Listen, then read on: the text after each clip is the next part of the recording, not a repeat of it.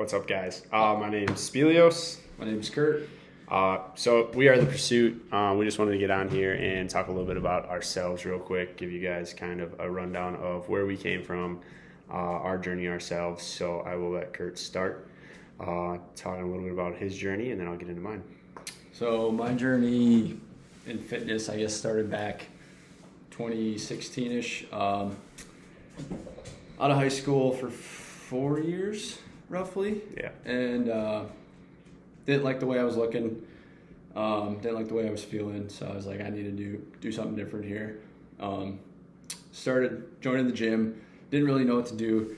Got an app. I think it was called FitBody, something like that. And just started watching videos, started working out pretty much 4, 5, 6 times a week. And just continually rolling that, pretty much a snowball effect. And I made huge strides since then. And I feel stronger, I feel healthier, I just feel better about myself, more confidence. And I strive now to be the best version of myself every day to help people along their journey. Was there like a moment for you that kind of hit you where you're just like, damn, like I need to do something differently? Yeah, when I looked at myself in the mirror, I'm like, I don't really like the way I look. I was 21, 22 at that point, and 22, 23, and I was like, I am not in the best shape. I got a long ways to go, and I don't want to look like this the rest of my life, so I decided to make a difference. And here we are, 7 years later, continuing the journey. And I think that journey is never going to stop. It's always a revolving door, per se. It's just never going to stop, in my mind, at least. Yeah, there's always like something you want to do a little bit better. Like you kind of you get to that point and you're like, all right, is this it? And then you're like, I can be a little bit better here. So then you like fine tune something else, and then it's like, oh, like this is enjoyable here. Like let's do this differently. So I think it's one of those things that at first, like when I first started, I was like, man, when I get to this point, like it's gonna be so much easier. And then I got to that point and I was like, oh shit, This is not any easier. This is harder because now I'm pushing myself even more and more and more. And you get like that little taste, and then it's like, oh, all right, we're all in. And you get to that point, you're like, I can't stop doing this because I'll just go back into my old ways. And yeah. And you know where that leads. An addiction for sure. Like you get addicted to just like the process and how your body feels, and like your day in and day out. It's like just a flip of a switch of like, oh man, like I don't want to go back to feeling like that like I did before. So it's like I need to keep doing the things that have got me this far. And I don't know how you feel, but if you don't do something, you feel like you cheated yourself that day. Yeah, I feel like not myself. Like I know that you don't have to work out 7 days a week. You don't have to work 6 days a week even. But like when I don't go, like it is a stress reliever for me, and I get like into a different mindset when I'm at the gym or like whatever I'm doing training wise. And it's just like I feel more myself that day. So like when I don't go, I usually people can tell when I'm not at the gym, like didn't go to that gym that day. Like mindset's a completely different person. Like I'm not as sharp, I think, and everyone kind of gives me a hard time because I'm kind of an a-hole that day. Your wife can probably tell too. Yeah, she can definitely tell. Like, wow, you did not work out today. Like, what's your deal? Yeah. So, look, Kurt and I have been friends since like 4K, and we're 29 years old now. So our friendship has been a really long going one. We've had our ups and downs. Trust me. Yeah, definitely our ups and downs. We've hated each other. We've loved each other. Everything in between. And like for me, I've always liked working out. I've always liked going to the gym. And like I was in wrestling in high school and worked out pretty much the whole time. Really fell in love with the working out aspect of things, and I just like didn't care about any of the other stuff. So I was that guy that like you would see in the gym all the time, and he looked worse and worse and worse. Just kept gaining weight and kept working out, and was like, oh, like this just doesn't work for me. Maybe I'm just not meant to be like in shape or that person. And then it kind of hit me, I would say 2018 or 2019. I can't remember exactly. It was a New Year's resolution for me. It was just like, I remember vividly, like I went into the store, I tried something on, and I was just like, oh my God, I am a hot wreck. I can attest to that. I was like, wow. My wife had just got into dental school, you know, and I was just kind of like super insecure about myself and like where I was going to go if I continued on the path I was. So at this point, I'm looking myself in the mirror, and I'm looking, the person looking back at me is, you know, 305 pounds, has no ambition to get any better, has no drive to do anything like productive in life in my own eyes. And I just decided that day, like, this is a New Year's resolution that I'm going to stick with. And for me at first, it was just setting that goal of like, I'm going to go to the gym every day, and I'm going to spend a lot of time doing the stuff I don't like to do, the exercise styles I don't like to do, slowly cleaning up my food and just kind of looking at it completely differently. So first goal I set was like a 100-day streak in the gym, or 100 days of movement. And I was just like, all right, like 100 days of movement, if I can do this one small step, like this is already pushing myself a little bit more, like I can do great things. And like that first 100 days, I think I lost 20 or 30 pounds. And I was like, damn, all right, like I'm on to something here. But then I hit the point, it's like, I can't be at the gym for 2+ hours every single day, like for the rest of my life. This isn't obtainable at all and like sustainable. Yeah. So, you know, I had to look at other things in life, and it was like, all right, well, one big thing that really puts everything together is the nutrition side of things. So like what you're feeding your body and what you're giving it is going to make the biggest difference in this world. And like, you will feel the difference. So like, anytime, even now, like if I eat like garbage for 1 or 2 or 3 days, like I just feel sluggish. I don't know about you, but like indigestion is ramping up, and I just feel like shit. My mind's shit, and I just feel like I need to get back on track. Yeah, you can just tell that brain fog and body fog is just like, what is going on? And then you look and you're like, well, I've been eating, you know, highly processed garbage foods. Like these aren't very palatable. They aren't very nutritious. Like they're not good for your body in a sense. So it's like, okay, what do I have to do a little bit differently? And then, like I said, after that couple of months of like just going really, really hard in the gym, 2-3 hour sessions, it was like, all right, I need to do something differently. And I started getting into the side of it where it's nutrition side of it. So getting in like higher protein, higher nutritious dense foods. And that's when I saw the most improvement in myself. You know, and in a year I lost 100 pounds. I fell in love with myself again, which says a lot, because it's like, if you don't love who you are, like no one else is going to be love that person either. And I think that was like the biggest thing for me, is just the change of perspective of like, I actually care about myself now and care about like in people that are around me. Like I just became a better person now. I'm not saying like you can't be at, you know, 300 pounds if you're happy with that. And like, that's okay. 100-pound athlete. Yeah. I mean, you know, if you're moving good and you see no problem with it, like if you're a power lifter or a strongman and like you have that mass, like that's what you need. But like for me, that wasn't it. And I was just like coping with the fact like, yeah, I'm strong. Like, so being this big is okay, but it's like, yeah, if I can't walk up a flight of stairs, like, this is no good for me. This isn't sustainable long term. Like, and in that time, like, you know, we're 4 or 5 years ago, like, the thought process of like, yeah, one day I want to have kids, and I want to play with those kids. Like, I want to be there for them. So that was kind of like my story from, you know, the start and Kurt's story. And I think it's like important that we share that with you guys, especially if, you know, you are in that situation where you want to, you know, do a little bit better. To know who you're working with and where we've come from and the things we've overcome is huge, because we want to be able to, you know, we want you to understand, like, we're just normal people also. Oh, absolutely. And I mean, I can attest to everything that he said. I mean, I was along his journey pretty much the whole time. You know, some of it's, you know, you work together. Most of it is you're by yourself, you're putting in the work.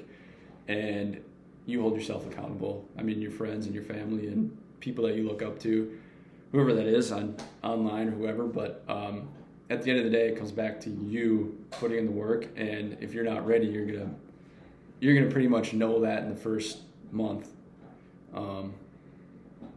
because you're gonna just fall back in your old ways. So yeah, and it feels extremely lonely because like you're more or less saying like I want to change who I have been for this amount of time, and that could be a short amount of time, that could be, you know, your whole life, like who you were, like you're changing your identity.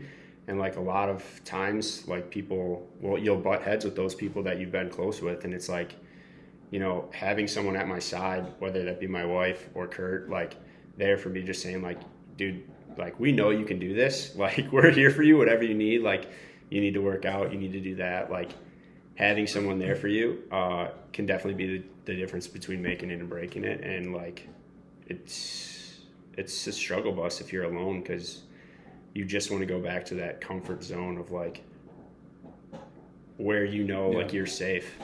I mean, we've both know it's easy to slip back into that. We've done it multiple times, right? So, I mean, as far as where do you think you are now? You feel like you're just like maintaining, like body wise, or do you feel like you're just want to grow?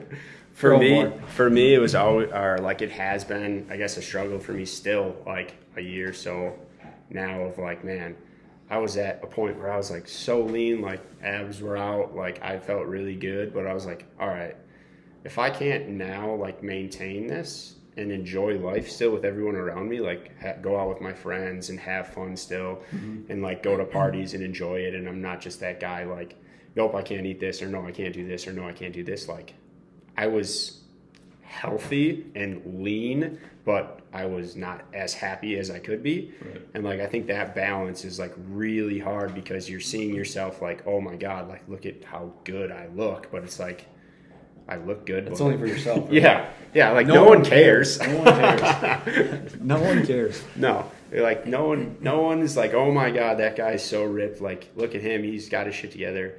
I mean, it might be inspirational to some people, but yeah, at the end of the day, that fades pretty quickly. Yeah, like it was cool for the time being. Yeah.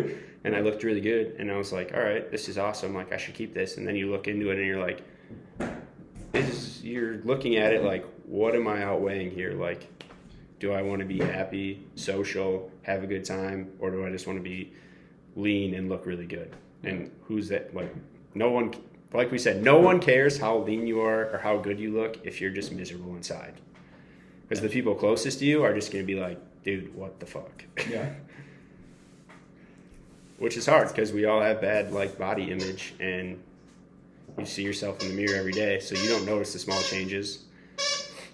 Thank you, Milford. Dogs have a little too much fun. So back in 2020, I think we started the pursuit. We didn't really know what we wanted to do with it, I guess, per se. I mean, we know we wanted to help people, but we didn't know avenue-wise, like, where we wanted to go. We just figured we'd start posting stuff on Instagram, like motivational stuff, and try to form a group and try to lead from there. But 3 years later, now we're focusing more on the fitness side of things. So yeah, more on the fitness, more on the nutrition, more on like the mental mindset of things, and just like whoever you are, whoever needs help, like we just want to be that those people that like people look out to. We're just a couple of average guys just trying to help people, like trying to live above average life. Yeah, like I don't know, I look for my purpose a lot in life, and I think I've never felt better than helping other people, and I've never felt better than when I changed my own life. And I think that that's a very powerful thing to like help someone achieve their goals, whether that be, you know, whatever it is. Yeah. So it doesn't have to just be fitness if it's just, you know, living happier and healthier. Yeah.